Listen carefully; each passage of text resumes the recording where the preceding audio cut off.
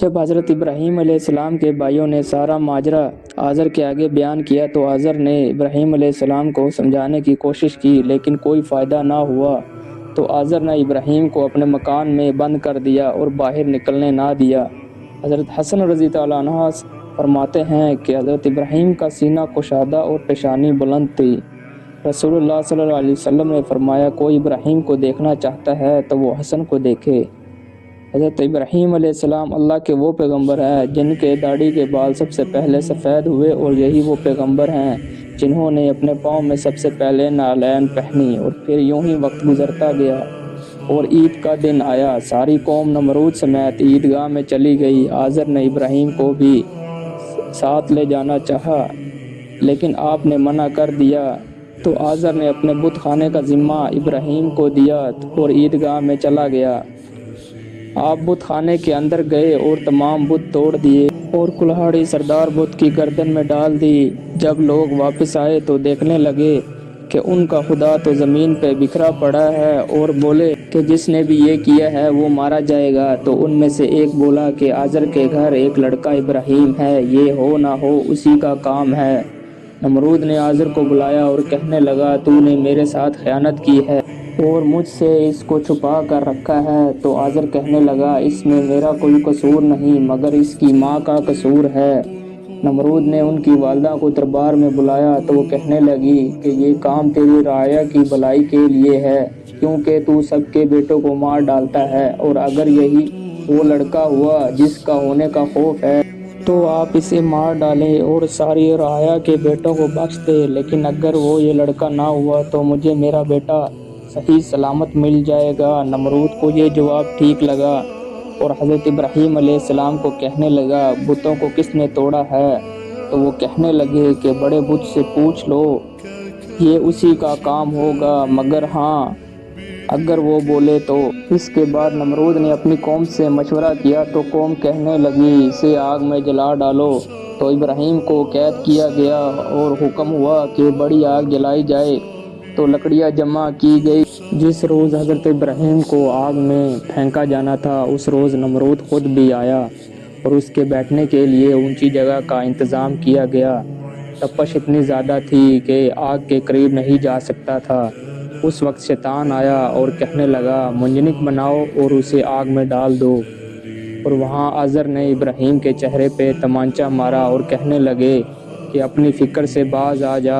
تو ابراہیم کہاں ٹلنے والے تھے، حضرت ابراہیم کو منجنک میں ڈالا گیا اور اس وقت تمام چیزوں نے فرمایا۔ زمین کہنے لگی، اے پروردگار، مجھ پر اس کے علاوہ کوئی نہیں ہے تیری عبادت کرنے والا، تو کیا راضی ہے کہ تو اسے آگ میں جلا ڈالے؟ اور فرشتے بولنے لگے، اے خدا، تیرے خلیل کو لوگ جلاتے ہیں، تو کیا آپ اپنے خلیل کی مدد نہ کریں گے؟ پروردگار نے کہا، وہ مجھ سے مدد مانگے گا تو میں ضرور کروں گا۔ یہاں آپ منجنک سے جدا ہوئے تو وہاں جبرائیل علیہ السلام نے ہوا میں آپ سے ملاقات کی اور کہا کہ مجھ سے کوئی حاجت ہے تو طلب کرو۔ تو ابراہیم علیہ السلام کہنے لگے، تجھ سے مجھے کوئی حاجت نہیں ہے، ہاں مجھے پروردگار سے ضرور ہے۔ جبرائیل نے اس وقت ابراہیم کو ایک انگوٹھی دی تو اللہ نے آپ پر وحی بھیجی کہ سرد ہو جا۔ اس آگ میں اس قدر سردی ہوئی کہ ابراہیم کے دانت بجنے لگے۔ پروردگار نے کہا، اے ابراہیم، تجھ پر ہمارا سلام۔ اور وہاں جبرائیل علیہ السلام آئے اور آپ کے ساتھ گفتگو میں مصروف ہو گئے۔ ان کے چاروں طرف بلے لالا پیدا ہو گئے۔ نمرود نے یہ منظر دیکھا تو بے ساختہ کہنے لگا کہ کوئی خدائے بے ساختہ اختیار کرنا چاہے تو ابراہیم جیسا خدا اختیار کرے۔ تو ابراہیم علیہ السلام کو بلا کر پوچھنے لگے کہ تیرا خدا کون ہے؟ تو ابراہیم نے کہا، وہی ہے جو زندہ کرتا ہے اور وہی جو موت دیتا ہے۔ اس پر نمرود ہنسنے لگا اور کہنے لگا، زندگی اور موت پر تو میں نمرود بھی حاکم ہوں۔ تو اس نے زندان سے 2 قیدیوں کو بلایا۔ ایک قیدی جسے صبح سزائے موت ہونے والی تھی اسے آزاد کیا، اور جسے آزادی ملنے والی تھی اسے قتل کر دیا۔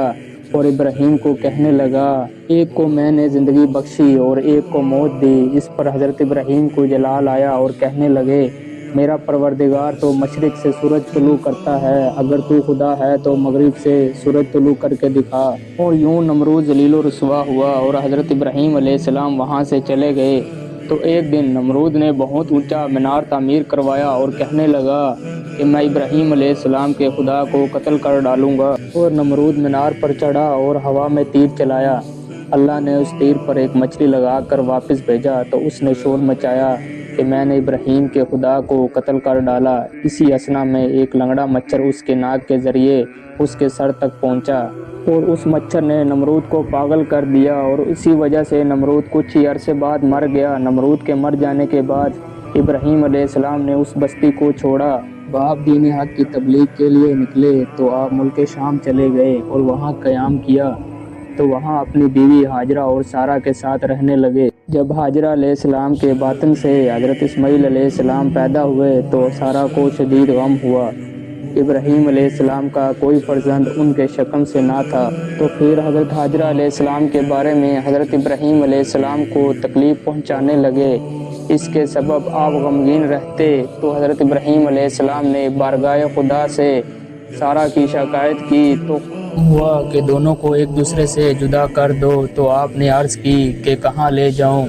تو فرمایا کہ میرے حرم کی جانب لے جاؤ، اس جگہ جسے میں نے امن کی جگہ قرار دیا ہے۔